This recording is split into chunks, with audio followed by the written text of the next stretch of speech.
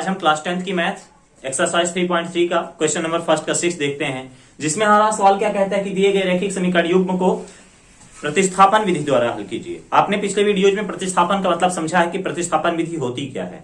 ठीक है, यहाँ पे हमें समीकरण का प्रकार एक अलग तरह से देता है, इसलिए हमने इस सवाल को पिकअप किया है, जिसमें हमारा सवाल क्या कहता है 3x/2 - 5y/3 is equals to -2। यहाँ पे 3x/2 ऋण 5y/3 बराबर ऋण 2। यहाँ पे हमें सवाल जो है फ्रैक्शन फॉर्म में दिया हुआ है, तो सबसे पहले इसको हम नॉर्मल फॉर्म में लाते हैं, यानी कि अपना जो ये आपका क्वाड्रेटिक जो हमारा लीनियर इक्वेशन होता है यानी रैखिक समीकरण होता है, उसके बेसिक फॉर्म में लाते हैं। और उसका बेसिक फॉर्म क्या होता है ax + by = c और ax + by - c = 0।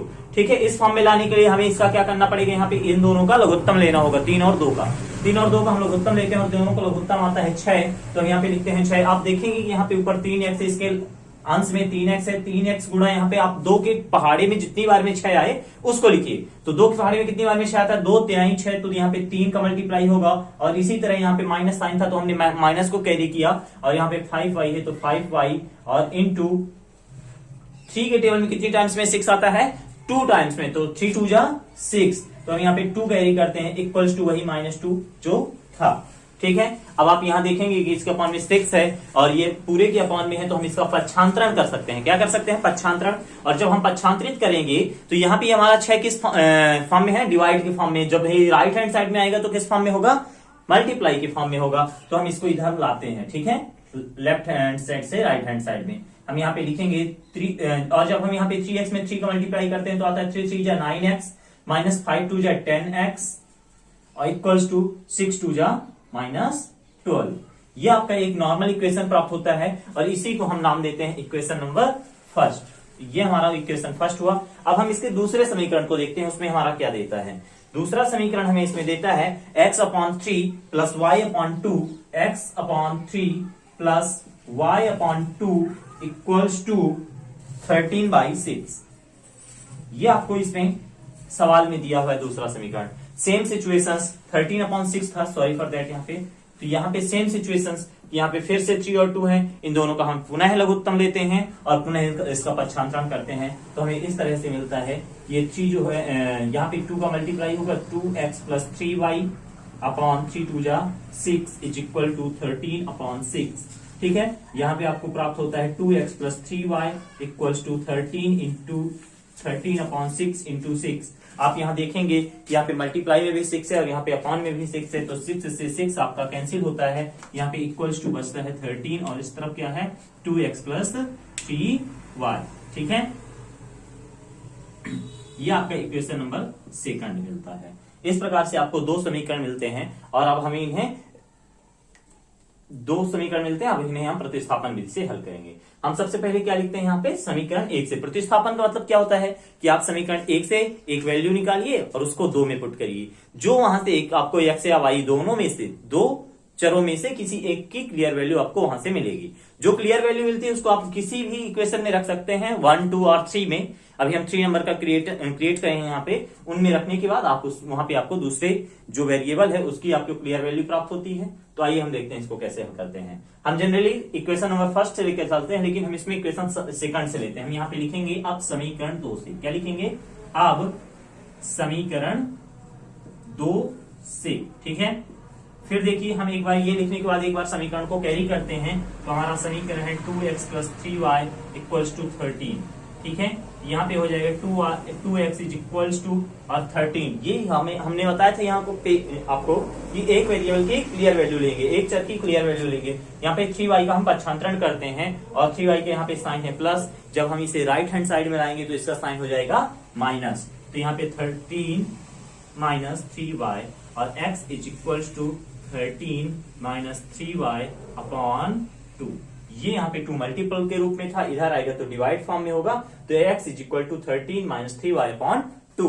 ये आपका इक्वेशन नंबर, इसे हम इक्वेशन थर्ड देते हैं। ठीक है, अब देखिए ये जो हमें x की वैल्यू यहाँ पे मिली है, जिस समीकरण को हम लेके चले थे उसमें छोड़कर जो नेक्स्ट समीकरण है उसमें हम इसे पुट करते हैं। और हमने समीकरण 2 को लेके चला था, अब हम ये वैल्यू समीकरण 2 में नहीं रख सकते हैं, तो हमें ये वैल्यू समीकरण 1 में रखनी होगी।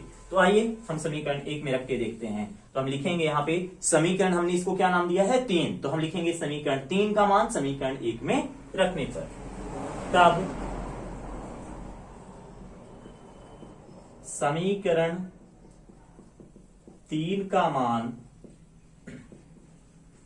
समीकरण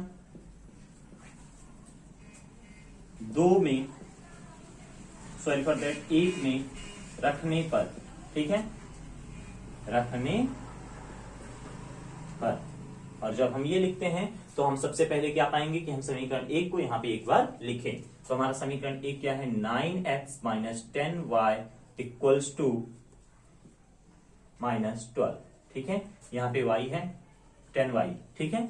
तो देखिए यहाँ पे 9x, x की वैल्यू हमारे पास कितनी है 13 माइनस 3y अपॉन 2। तो हम यहाँ पे x की वैल्यू रखते हैं 9 इंटू 13 माइनस 3y अपॉन 2, और यहाँ पे हम माइनस 10y इक्वल्स टू -12, ठीक है। अब आप यहाँ देखेंगे यहाँ पे 9 से 2 कैंसिल नहीं हो रहा है, तो 9 को हम मल्टीप्लाई करेंगे, 13 9 जा 13 नहीं है 117, 13 9 जा 117 माइनस 9 3 जा 27y माइनस 10y, और इसके अपॉन में क्या है हमारा 2 है, तो इक्वल्स टू -12। अब इस 2 का हम यहाँ पे भी मल्टीप्लाई करेंगे और इधर भी मल्टीप्लाई करेंगे।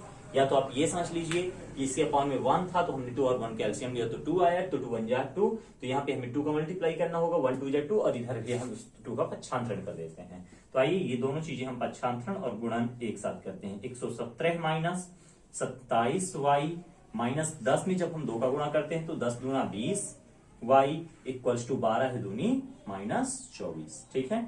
अब देखिए 117 यहाँ पे अचर राशि है, इसको हम राइट हैंड साइड में ले जाते हैं, और यहाँ से 20 को हम क्या करेंगे, देखिए यहाँ पे ऋण है और यहाँ पे भी ऋण है। जब ऋण ऋण होगा तो ऋण ऋण क्या हो जाता है, आपका धन होता है, ऋण ऋण धन होगा, लेकिन साइन हमारा वही ऋण ही रहेगा। तो 27 में जब हम 20 जोड़ते हैं तो आता है 47y बराबर -24 माइनस 117, क्योंकि यहाँ पे ये धन का था 117, जब हम इसे राइट हैंड साइड में लाएंगे तो ऋण का 117 होगा।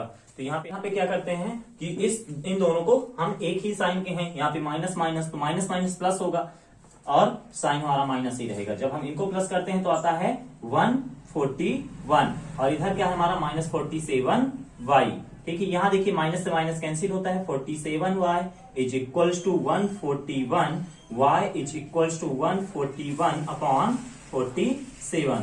अब देखेंगे हम यहाँ पे 47 3 होता है 141, तो यहाँ पे y की आपकी क्लियर वैल्यू मिलती है 3, यहाँ पे y की जब मैंने आपको बताया था y की क्लियर वैल्यू मिल जाती है। इसका मान आप समीकरण 1 में रखिए, 2 में रखिए या 3 में रखिए, तो आपको x की क्लियर वैल्यू मिलेगी। तो आइए हम इसका समीकरण 3 में रखते हैं, तो हमें सरलतम तरीके से, अगर हम समीकरण 3 में रखेंगे तो सरलतम तरीके से हमें x की क्लियर वैल्यू मिलेगी। तो आइए हम 3 में रख के देखते हैं।